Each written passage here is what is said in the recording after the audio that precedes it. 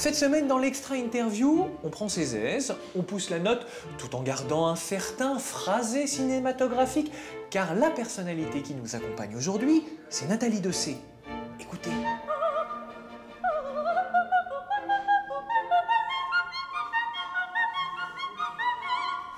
La reine de l'art lyrique est une artiste directement tombée de la planète talent. Pendant plus de 20 ans, elle a incarné les héroïnes du répertoire classique. Et en 2013, Michel Legrand, compositeur et complice de Jacques Demy, lui a ouvert les ailes. Et ensemble, ils ont revisité son univers enchanté. Elle voulait de nous faire des érudites. Et pour cela vendit toute sa vie des frites. Nous sommes toutes... Nathalie Dessay, jusqu'à là tout va bien, sauf que dans Nathalie, il manque un H.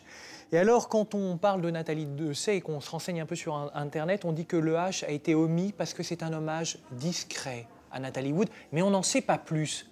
Ça incarne quoi, Nathalie Wood, pour vous? Ah non, moi je veux savoir. Pourquoi Nathalie Wood? Oui. Bon, déjà parce qu'elle s'appelait Nathalie. Oui, ça va. Hein, je me serais appelée Marilyn, j'aurais mis un Y. Vous voyez ce que je veux dire? C'est bien toi qui dis me connaître et pourtant ne sais rien.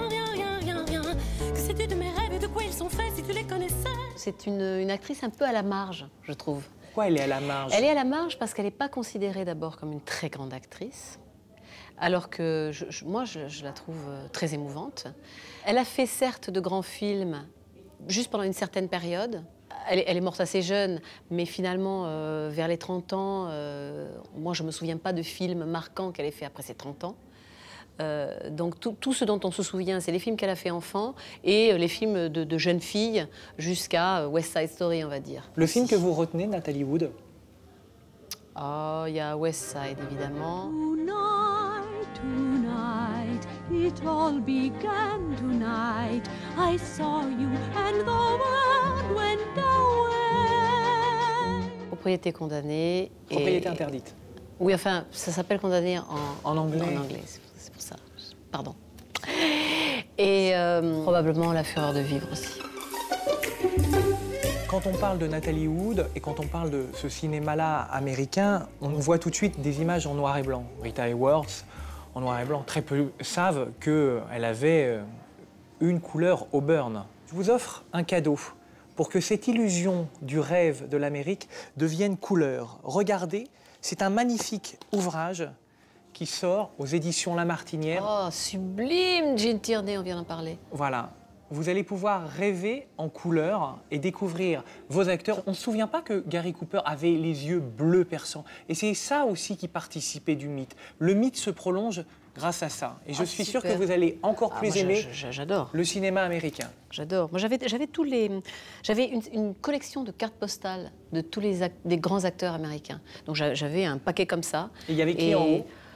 Oh, il y avait Rita Hayworth, il y avait Marilyn, il y avait Gene Eddie Lamar. Il y avait Eddie Lamar. Qui est très belle là-dedans, vous verrez. Moi, je regardais le Ciné-Club quand j'étais... De Patrick Briand? Oui. À la télé? Ah oui. Et c'est comme ça que j'ai découvert toutes les grandes comédies musicales, tous les grands films, en fait, américains. Même Murnau et Fritz Lang, tout ça. Et puis, bien sûr, les classiques français aussi. C'est là que j'ai découvert Hôtel du Nord, Le jour se lève, voilà. Vos parents vous autorisaient? Non, mais je le faisais quand même. Mais vous vous leviez la nuit pour aller voir le cinéma de minuit? Oui. Ah, oui. D'accord. Oui, et j'adorais ça, j'adorais ça. Le cinéma a contribué, par exemple, au métier que j'ai voulu faire. C'est-à-dire, moi, je voulais être sur scène, je voulais jouer. Donc il y a eu cette fascination pour les acteurs, très tôt. Et ce qui a décidé de ma vocation, c'est le Molière d'Ariane Mnouchkine. Et je crois que je ne suis pas la seule à avoir été frappée par ce film. Je crois qu'il est sorti en 77, si je ne m'abuse. Donc 77, j'avais 12 ans. 12-13 ans, donc voilà, ça a été... je me suis dit, quand j'ai vu ce film, ah voilà, c'est ça que je veux faire. Je veux faire du théâtre, je veux partir sur les routes, je veux jouer ma vie comme Molière avec sa troupe. Il y avait un poster dans votre chambre d'enfant, et on va voir si c'était ça. Écoutez. Ah bah oui. Évidemment, c'est mon idole. C'est qui? Ah bah, c'est Barbra Streisand. Ça, c'est Evergreen, c'est la chanson qu'elle chante en 75 dans A Star Is Born. Donc il y a une Barbra Streisand chanteuse, il y a une Barbra Streisand comédienne, il y a une Barbra Streisand qui est même réalisatrice. Oui, et qui est bonne réalisatrice en plus. En tout cas, pour ce qui concerne Yentl, moi je trouve que c'est un film magnifique. Et d'ailleurs, Prince of Tides aussi, très très joli. Donc, bah, j'aime toutes ces Barbra Streisand.